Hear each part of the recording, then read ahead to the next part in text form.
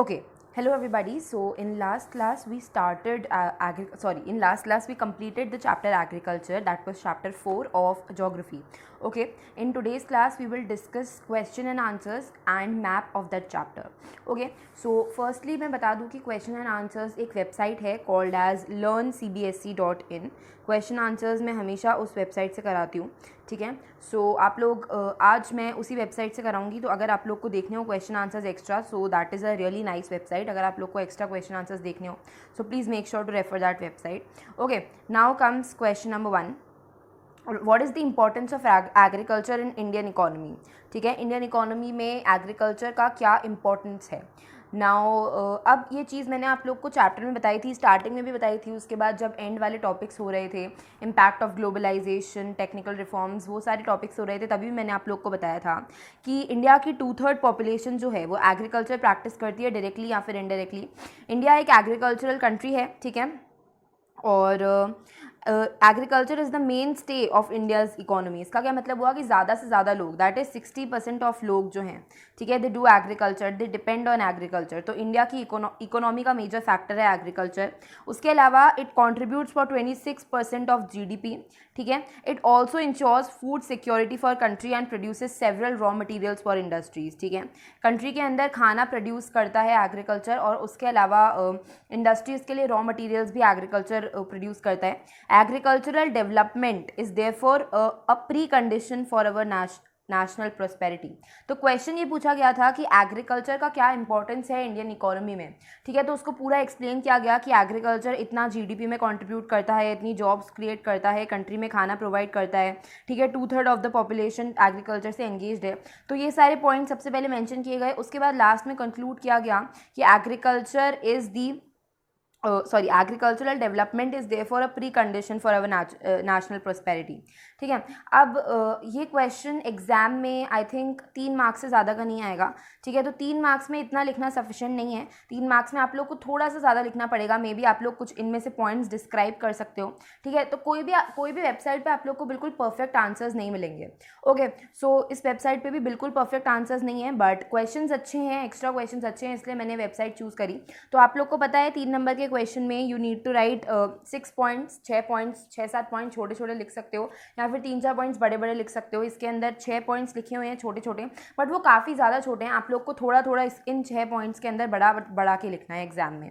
Okay, अगर ये question आ जाता है तो. Now comes question number 2. Okay, so there are total 93 question in this website. If I am not wrong, there are 93 question, ठीक है, इस वेबसाइट पे. But obviously we will do some selective question and not all of them. So मैं आप लोग को बताती जाऊँगी कौन से क्वेश्चन मैं आप लोग को करवा रही हूँ. Okay, so next is question 2. Name 3 features of Indian agriculture, ठीक है. इंडियन एग्रीकल्चर के 3 फीचर्स पूछे हैं, तो definitely this is a 3 marks question. और 3 मार्क्स क्वेश्चन में इतना सा नहीं लिखना, आप लोगों को इन तीनों फीचर्स को डिस्क्राइब करके लिखना है. तो इंडियन एग्रीकल्चर के 3 फीचर्स लिखने हैं. तो मैंने आप लोग को बताया था इंडिया के अंदर मेजर फार्मर्स जो हैं दैट डिपेंड्स ऑन मानसून. तो सबसे पहला फीचर ये हो गया, ठीक है. फीचर नंबर 2 हो गया animal play a significant role in various kind of agricultural activities. So this is not exactly based on the chapter. ये जो आंसर है ये एक्जैक्टली चैप्टर में से नहीं लिखा गया है, अपना थोड़ा कॉमन सेंस लगाया गया है, ठीक है. Farmers own special piece of land and grow crops primarily for their own consumptions, ठीक है. तो आप लोग ये लिख सकते हो, ये 3 पॉइंट्स. उसके अलावा मैंने आप लोग को चैप्टर में बताया था कि इंडिया में क्या होता है. इंडिया में होता है फ्रेगमेंटेशन. ओके, इंडिया में फ्रेगमेंटेशन होता है लैंड का, ठीक है. राइट टू इनहेरिटेंस एक रूल होता है जिसके अंदर पेरेंट्स को अपने बच्चों को या फिर अपने बेटों को जो लैंड है वो डिवाइड करके देना पड़ता है, ठीक है. तो इस तरीके से इंडिया में जो लैंड है वो स्मॉल बिट्स और पीसेस में बढ़ जाता है, उसको बोलते हैं फ्रैगमेंटेशन. तो आप लोग फ्रैगमेंटेशन का पॉइंट भी यहाँ पर इंक्लूड कर सकते हो, क्योंकि fragmentation is the important feature of Indian agriculture, ठीक है. फ्रैगमेंटेशन की वजह से जो होल्डिंग की साइज है वो बहुत कम हो जाती है. ये लास्ट क्लास में डिस्कस हुआ था. Question number 3, what is plantation agriculture, ठीक है. प्लांटेशन एग्रीकल्चर से रिलेटेड मैंने आप लोगों को फर्स्ट क्लास में काफ़ी चीज़ें बता दी थी, ठीक है. तो प्लांटेशन एग्रीकल्चर को बहुत ढंग से डिस्क्राइब करके लिखा गया है कि ये कॉमर्शियल एग्रीकल्चर का टाइप होता है, ठीक है. बेसिकली पैसे कमाने के लिए प्लांटेशन एग्रीकल्चर करा जाता है बहुत बड़े बड़े लैंड्स पे, जहाँ की कनेक्टिविटी मार्केट से बहुत ज़्यादा अच्छी हो, जहाँ पर लेबरर्स बहुत ज़्यादा काम कर रहे हों, जहाँ पर हाई क्वालिटी के इंस्ट्रूमेंट्स यूज़ किए जा रहे हों, HYV seeds, fertilizers, pesticides, insecticides वो सब यूज़ किए जा रहे हों, तो वो सारे पॉइंट्स आप लोग को मेंशन करने हैं। उसके अलावा you can mention examples, like देखो यहाँ पर एग्जांपल्स मेंशन किए हुए हैं, ठीक है, यहाँ पर एग्जांपल मेंशन किए हुए हैं। So you can mention examples and you can describe what is plantation agriculture. Okay, next, name 3 important wheat producing states of India. तो ये मैंने आप लोग को बता दिया था कि यूपी, हरियाणा, बिहार, पंजाब में वीट प्रोड्यूस होती है, क्योंकि वीट विंटर सीजन में यहाँ पर प्रोड्यूस होती है, और विंटर सीजन में काफ़ी ठंडा क्लाइमेट रहता है, कम रेनफॉल होती है, बट दिन के टाइम पे बहुत ज़्यादा धूप निकल जाती है। ओके, सो ये चीज़ फर्स्ट क्लास में डिस्कस हुई थी एग्रीकल्चर की। Okay, so name 3 sugarcane producing states, ठीक है। तो लास्ट क्लास में मैंने आप लोग को शुगर केन प्रोड्यूसिंग स्टेट्स बताए थे, आप लोग को वो लिखने हैं।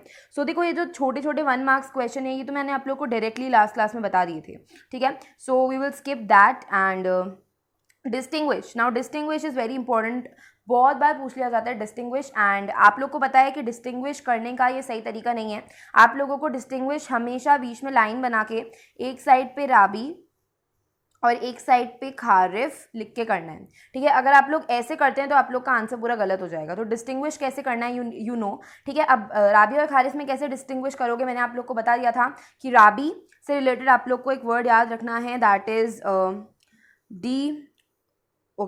DO2, एंड खारिफ से रिलेटेड आप लोग को एक वर्ड याद रखना है, दैट इज JO, ठीक है।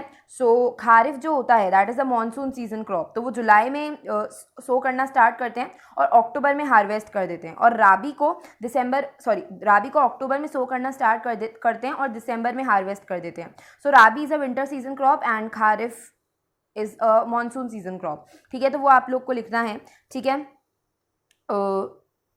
एंड एग्जाम्पल्स भी देने हैं, मैंने आप लोग को राबी के केस में एग्जाम्पल्स दिए थे WOP। तो देखो wheat, oil seeds and pulses ही राबी के एग्जाम्पल्स हैं, ठीक है। नाउ अब देखो यहाँ पर किस तरीके से लिखा हुआ है कि क्रॉप्स आर हार्वेस्टेड इन अप्रैल में एंड सोड इन अक्टूबर नवंबर, ठीक है। तो राबी से रिलेटेड मैंने आप लोग को बताया था वर्ड DO, ठीक है। तो आप लोग को यही वर्ड याद रखना है कि अक्टूबर में सो किया जाता है और उसके बाद दिसंबर में हार्वेस्ट किया जाता है, राइट। सो NCERT में यही लिखा हुआ है, सो आप लोग को यही फॉलो करना है, okay. Now, distinguish between dry and wet agriculture. This is not in your syllabus. Please ignore this question. I don't know what is this, but this is not in your syllabus. Next is distinguish between T and coffee cultivation. Last class में बहुत अच्छी तरीके से discuss हुआ था T की conditions, T की rainfall, T कहाँ पर ग्रो होती है, किन रीजन्स में ग्रो होती है, ठीक है, कैसा क्लाइमेट रिक्वायर्ड होता है। तो you need to write it in the form of a box में आप लोग को बॉक्स को 2 पार्ट में डिवाइड करके लिखना है, इस तरीके से नहीं लिखना है, ठीक है। पॉइंट्स यहाँ पर सही है कि भाई टेम्परेचर ये होता है, रेनफॉल ये होती है, पॉइंट्स बिल्कुल सही है, बट तरीका लिखने का सही नहीं है। मैंने ये चीज़ बहुत बार डिस्कस की हुई है, okay. So, various technological and institutional reforms which led to green and white revolution in India. So, last class में ये चीज़ बहुत अच्छी तरीके से डिस्कस हुई थी कि इंडिया में किस तरीके से describe various technological and institutional reforms which led to green and white revolution in India, ठीक है। तो इंडिया में मैंने आप लोग को बताया था सबसे पहले तो इंडिपेंडेंस के बाद, ठीक है, फर्स्ट 5 ईयर प्लान में बहुत सारे लैंड रिफॉर्म से रिलेटेड रूल बने थे, ठीक है। मैंने आप लोग को बताया था कि सबसे पहले इंडिपेंडेंस के बाद लैंड रिफॉर्म से रिलेटेड रूल बने थे, लैंड रीडिस्ट्रीब्यूशन हुआ था, ठीक है। ये चीज़ें मैंने आप लोग को बताई थी। उसके बाद लैंड रिफॉर्म से रिलेटेड रूल्स बने, फर्स्ट 5 ईयर प्लान में बहुत इंपॉर्टेंस दी गई, बट फिर भी इतना कुछ डिफरेंस नहीं आया, ठीक है। तो उसके बाद ग्रीन रिवोल्यूशन और वाइट रिवोल्यूशन आए, ठीक है। आप लोग को ये भी पॉइंट मेंशन करना है कि पहले इंडिया में बहुत सारे रूल्स बनाए गए related to the abolition of zamindari, ठीक है, कलेक्टिवाइजेशन। तो I don't think this answer is like perfectly right, क्योंकि ये पॉइंट्स में भी नहीं लिखा हुआ है। तो आप लोगों को लिखना है पूरी हिस्ट्री जो कि NCERT में बताई गई है। आप लोग को ये आंसर नहीं लिखना जो मैंने आप लोग को लास्ट क्लास में बताया था, दैट इज सबसे पहला पॉइंट आप लोग को लिखना है। This is the 3 mark question. तो सबसे पहला पॉइंट आप लोग लिखोगे कि पहले इंडिया में कंसोलिडेशन किया गया, ठीक है, कंसोलिडेशन, उसके बाद कलेक्टिवाइजेशन, अबॉलिशन ऑफ ज़मींदारी, ठीक है। तो अबॉलिशन, ओके, फर्स्ट पॉइंट आप लोग को ये लिखना है। सेकंड पॉइंट में आप लोगों को लिखना है कि उसके बाद क्या हुआ कि फर्स्ट 5 ईयर प्लान, ठीक है, इंडिपेंडेंस के बाद फर्स्ट 5 ईयर प्लान में लैंड रिफॉर्म से रिलेटेड रूल्स को बहुत इंपॉर्टेंस दी गई। फिर आप लोग थर्ड पॉइंट में लिखोगे कि भाई फिर जितने भी लैंड रिफॉर्म्स के रूल बने, ठीक है, उनको इम्प्लीमेंट ढंग से नहीं किया जाता था, इसलिए उनकी सक्सेस अच्छे से नहीं हुई। उसके बाद आप लोग 4 पॉइंट में लिखोगे कि फाइनली 1990s में ग्रीन रिवोल्यूशन और वाइट रिवोल्यूशन कराए गए इंडिया में, ओके। सो इस तरीके से आप लोग को पॉइंट मेंशन करना है, ओके। पॉइंट्स में लिखना है answer, So next, how is it possible to grow rice in areas of less rain like Punjab Haryana and Rajasthan? ठीक है, तो मैंने आप लोग को बताया था कि राइस के लिए 100 सेंटीमीटर से ज़्यादा रेनफॉल की ज़रूरत होती है. ठीक है, बट पंजाब हरियाणा और राजस्थान में भी राइस ग्रो हो पाती है, जबकि यहाँ पर इतनी ज़्यादा रेनफॉल नहीं होती. ठीक है, तो क्यों पंजाब हरियाणा और राजस्थान में राइस ग्रो हो पाती है और कैसे पॉसिबल हुआ ये? तो आप लोग लिखोगे कि इरिगेशन टेक्निक से. ठीक है, इरिगेशन और ट्यूबवेल से जो राइस की क्रॉप्स होते हैं उनको पानी दे दिया जाता है और इस तरीके से राजस्थान, पंजाब एंड हरियाणा में भी राइस ग्रो करवाई जा सकती है. Okay, mention some industries based on agricultural raw material. तो आप लोग को लिखना है tea, coffee, sugar and cotton industries. ठीक है, ये सारी इंडस्ट्रीज ऐसी हैं जो कि एग्रीकल्चर से रॉ मटेरियल लेके फंक्शन करती हैं. Okay, now this question is from food security. ठीक है, so food security is not in your syllabus. मैंने बताया था कि वो कट चुका है. Okay, two important beverages, tea and coffee. Shifting agriculture मैंने बताया था स्लैश एंड बर्न एग्रीकल्चर को ही शिफ्टिंग एग्रीकल्चर बोलते हैं. इसको झूमिंग भी बोलते हैं. ठीक है, इसको प्रिमिटिव सब्सिस्टेंस फार्मिंग भी बोलते हैं. शिफ्टिंग क्यों करी जाती है? शिफ्टिंग इसलिए करी जाती है ताकि जो सॉइल, फॉर एग्जाम्पल ये पीस ऑफ लैंड है. ठीक है, इस पर एग्रीकल्चर किया गया. ठीक है, उसके बाद इसकी फर्टिलिटी कम हो गई तो उसको जला के फिर शिफ्ट कर देंगे नेक्स्ट पीस ऑफ लैंड पे. अब जब तक वो नेक्स्ट पीस ऑफ लैंड पे एग्रीकल्चर करेंगे तब तक ये वाला जो पीस ऑफ लैंड है इसकी फर्टिलिटी इंप्रूव हो जाएगी. राइट, तो इसलिए शिफ्टिंग की जाती है. ओके, सो यहाँ पर तो देखो छोटे छोटे क्वेश्चन ही हैं. I want some big question. Right, okay, so या which is helpful in inventing new hybrid variety of seeds? This is genetic engineering. NCERT में एक पॉइंट लिखा हुआ है, लास्ट क्लास में डिस्कस भी हुआ था genetic engineering. Right, which is not associated with primitive subsistence farming, high yield crop or seeds, HYV seeds. ठीक है, also there was one more question यहाँ पर ही था.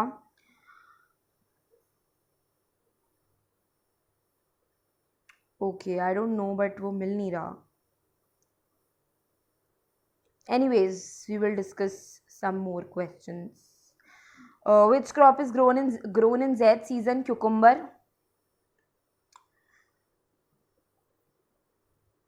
A system of agriculture where a single crop is grown on a large area is called plantation agriculture. Very basic question.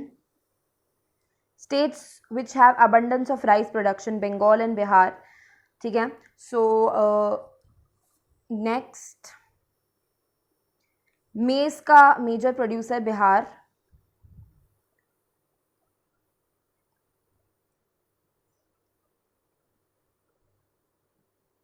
या this question, ये जो question है this is very important. इस question की मैं बात कर रही थी. Which type of farming is not harmful as compare to modern agriculture? ये मैंने आप लोग को लास्ट क्लास में भी बताया था जब लास्ट टॉपिक हो रहा था, that is impact of globalisation. तब मैं आप लोग को बता रही थी कि भाई ऑर्गेनिक फार्मिंग कराई गई. ठीक है, ऑर्गेनिक फार्मिंग से जो सॉइल होती है उसको भी इतना डिसएडवांटेज नहीं होता है. ठीक है, और बहुत अच्छा प्रूफ, मतलब organic farming is wet. Okay, so organic farming के जो रिजल्ट्स हैं वो काफ़ी अच्छे प्रूव हुए हैं. ठीक है, तो इसका आंसर होगा organic farming. Okay, point out 5 uses of jute, why is it losing market?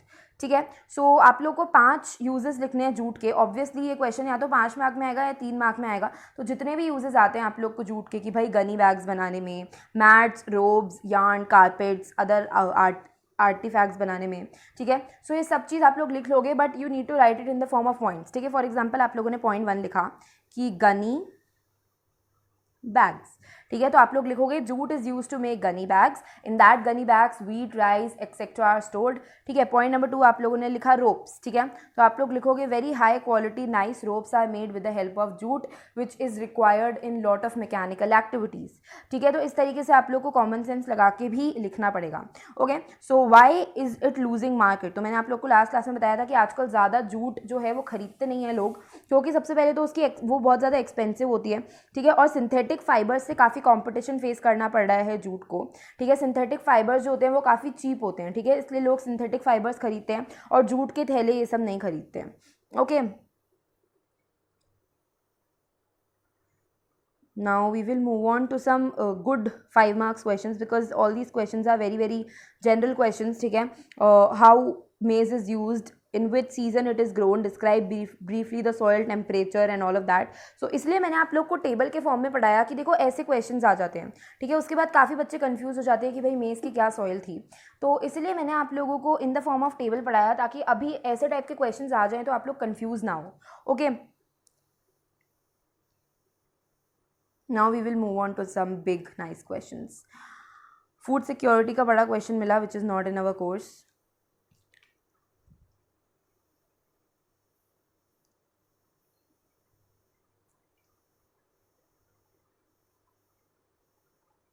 Food security again.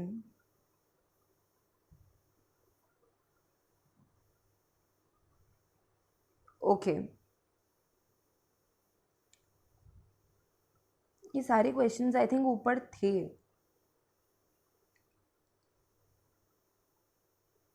Now, why has Indian agriculture been transformed from subsistence to commercial farming?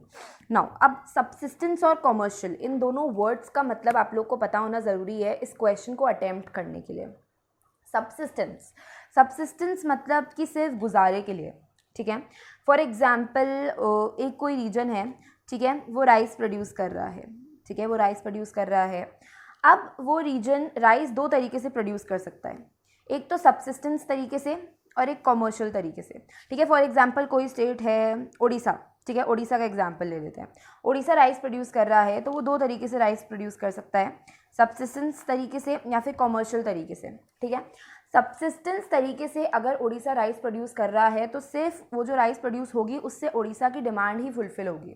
लेकिन अगर वो कमर्शियल तरीके से राइस प्रोड्यूस कर रहा है तो काफ़ी ज़्यादा अमाउंट में राइस प्रोड्यूस होगी और उड़ीसा बाहर के रीजन में भी राइस को ट्रांसपोर्ट कर सकता है और पैसे कमा सकता है. ओके, सो यहाँ पर लिखा हुआ है before independence Indian agriculture was mainly that of subsistence farming but now it has changed to commercial farming, ठीक है. इंडिपेंडेंस से पहले इंडियन एग्रीकल्चर जो था that was following the technique of subsistence farming, सिर्फ गुजारे के लिए एग्रीकल्चर कराया जाता था. बट आजकल पैसे कमाने के लिए भी कमर्शियल फार्मिंग की जा रही है, ठीक है. The small and scattered land holdings have been consolidated and converted into large holding and ploughed and on the cooperative basis. मैंने आप लोग को बताया था छोटी छोटी लैंड होल्डिंग्स को कंसोलिडेट कर देते हैं. कंसोलिडेट करना मतलब कि मर्ज कर देना, कंबाइन कर देना. तो छोटी छोटी लैंड होल्डिंग्स को बहुत बड़ा बना देते हैं जिसमें एग्रीकल्चर प्रैक्टिस बहुत ईजिली हो सकता है, ठीक है. So the farmers have started using modern techniques, ठीक है. सबसिस्टेंस फार्मिंग से कमर्शियल फार्मिंग पे शिफ्ट होने के लिए यही सबसे मेजर पॉइंट था कि फार्मर्स जो हैं उन्होंने मॉडर्न टेक्निक स्टार्ट कर दी, ठीक है. For example the use of fertilizers, insecticides, high yielding variety seeds, ठीक है, फार्म मशीनरी, नए नए इरिगेशन मेथड्स आने लगे, ठीक है. New methods of agriculture like strip cropping, intercropping, multiple cropping, ये सब भी आने लगे, ठीक है. As a result the production of wheat, rice, sugarcane, millets has increased many times, ठीक है. Due to all these reason Indian agriculture is shifting from subsistence to commercial farming. So देखो इस तरीके से आप लोग की बुक में कहीं एनसीईआरटी में कई रीजंस नहीं लिखे हुए हैं बट ऐसे टाइप के क्वेश्चन जो है वो एग्जाम में पूछे जाते हैं, ठीक है. तो जितनी नॉलेज आप लोग की बुक में है उसके अलावा जितनी नॉलेज आपको है, ठीक है, वो सब मर्ज करके आप लोग को आंसर देना होता है. Right, now comes next question.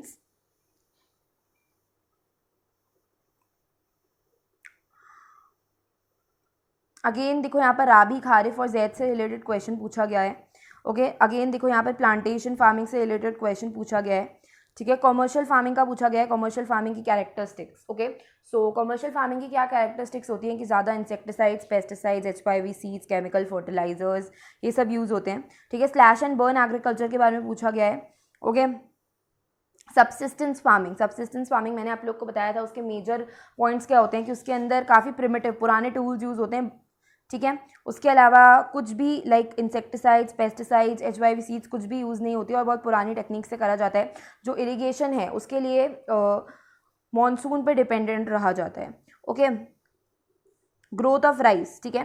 So again मैं बोल रही हूँ कि टेबल ढंग से कर लेना. अगर आप लोगों ने टेबल ढंग से कर ली इस चैप्टर में तो आप लोग का मेजर पोर्शन कवर हो जाएगा क्योंकि काफ़ी क्वेश्चंस इस तरीके से आ जाते हैं कि भाई राइस की टेम्परेचर कंडीशंस बताओ, राइस के मेजर प्रोड्यूसिंग स्टेट्स बताओ, मेज़ के बताओ, जूट के बताओ, इस तरीके से क्वेश्चन आ जाते हैं. तो अगर आप लोगों ने वो टेबल ढंग से कर ली तो आप लोग का आधे से ज़्यादा एग्रीकल्चर ऐसे ही खत्म हो जाएगा. ओके, ऑल्सो आज की क्लास में मैं लास्ट में वो सारी टेबल्स लगा दूंगी, सारी टेबल्स के स्क्रीनशॉट लगा दूंगी, ताकि आप लोग उसको देख के कहीं नोट करके अच्छी तरीके से पढ़ सकें, या फिर आप लोग उसका स्क्रीनशॉट लेके प्रिंट भी करवा सकते हैं. ओके,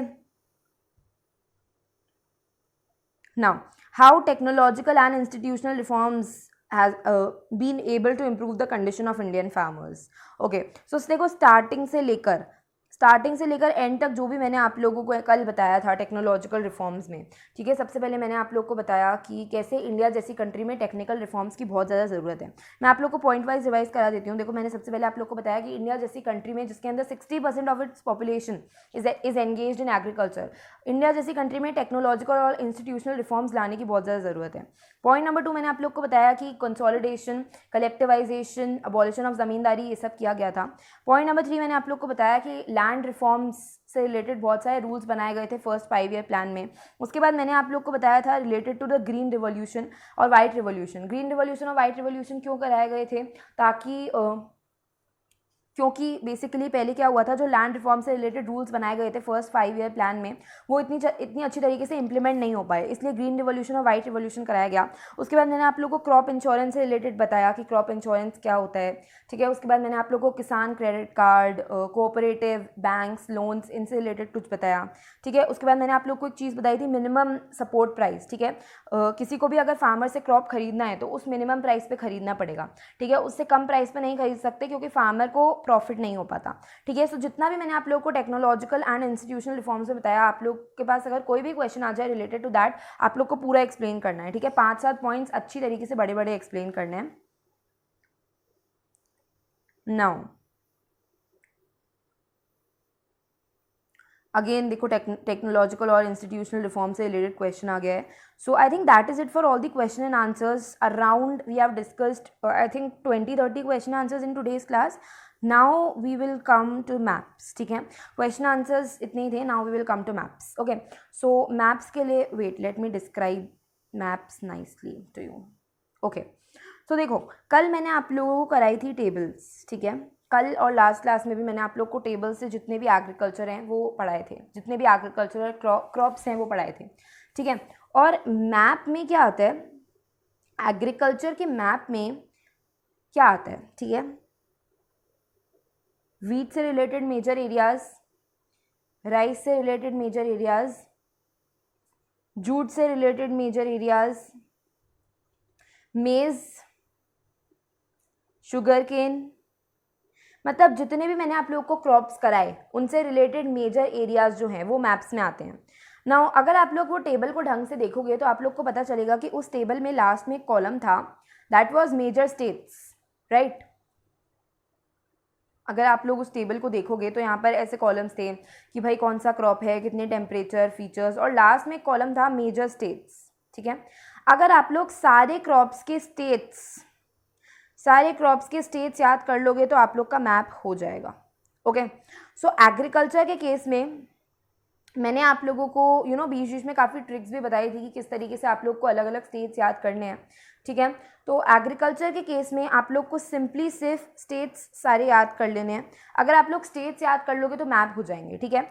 फॉर एग्जाम्पल आप लोगों के पास आएगा कि mark the major wheat producing area, ठीक है. वीट प्रोड्यूसिंग एरिया को मार्क करने के लिए आ जाएगा, ठीक है. तो आप लोग को पता है मेजर वीट प्रोड्यूसिंग एरिया क्या होते हैं, यूपी, बिहार, हरियाणा, ठीक है, पंजाब, राजस्थान, ये सारे होते हैं मेजर वीट प्रोड्यूसिंग एरियाज, ठीक है. तो अभी अगर मैं इंडिया का पॉलिटिकल मैप लूँ और वापस से दोबारा से सब कुछ मार्क करके दिखाऊँ आपको कि भाई वीट के ये एरियाज़ होते हैं, राइस के ये एरियाज़ होते हैं, तो उसका कुछ सेंस नहीं बनेगा. आप लोगों के पास स्टेट की लिस्ट है, ठीक है. आप लोग को सिर्फ एक काम करना है, आप लोग को इंडिया का पॉलिटिकल मैप ढंग से याद करना है, ठीक है, ताकि आप लोग को पता चल जाए कि कौन सा स्टेट कहाँ पर है, ठीक है. तो पॉलिटिकल मैप तो मैं आप लोग को याद करा नहीं सकती, पॉलिटिकल मैप आप लोग खुद ही याद कर सकते हो, ठीक है. आप लोग को सिर्फ पॉलिटिकल मैप याद करना है और वो जितने भी स्टेट्स हैं वो याद करने हैं, ठीक है. वो स्टेट्स को याद करने की ट्रिक्स लास्ट 2 क्लासेस में मैंने आप लोग को बता दी थी. एंड उसके बाद आप लोग के पास कोई भी एग्जाम में क्वेश्चन आ जाए, अगर वो टेबल आप लोगों ने ढंग से कर लिया और उसके बाद आप लोगों से कोई भी एग्रीकल्चर मैप का रिलेटेड क्वेश्चन आ जाए, उस टेबल के अंदर आप लोग को स्टेट्स ढंग से करने हैं, उसके बाद आप लोग के पास कोई भी एग्रीकल्चर का मैप का क्वेश्चन आ जाए, आप लोगों को वो क्वेश्चन बहुत इजीली सॉल्व हो जाएगा, ठीक है, आप लोगों से वो क्वेश्चन बहुत ईजिली सॉल्व हो जाएगा, ठीक है। सो मैप से रिलेटेड ये चीज़ मुझे आप लोग को बतानी थी। अभी कुछ सेंस नहीं बनता कि जो चीज़ मैंने लास्ट 2 क्लासेस में बता दी है, सारे स्टेट्स मैंने डिस्कस करे हैं। जब मैंने राइस डिस्कस करी तो उससे रिलेटेड स्टेट डिस्कस करे, जितने भी क्रॉप्स मैंने आप लोग को बताए, ठीक है, उनसे रिलेटेड स्टेट्स मैंने डिस्कस करे हैं, ठीक है। तो अभी कुछ सेंस नहीं बनता उनको दोबारा से रिपीट करने का। All you need to do is political map याद करो और वो स्टेट सारे उसमें मार्क करो, ठीक है, वही आता है आप लोग के एग्जाम्स में। Okay, so that is it, agriculture इतना ही था। I will insert all the crops, that is जो क्रॉप्स की टेबल मैंने आप लोगों को लास्ट 2 क्लासेस से पढ़ा रही थी, वो सारी मैं इंसर्ट कर दूंगी आज। आप लोग स्क्रीनशॉट लेके उसको नोट कर सकते हैं या फिर आप लोग उसका प्रिंट आउट निकाल सकते हैं, तो choice is yours. Okay, so that is it for today's class. I will definitely insert all the screenshots and thank you and have a nice day, bye.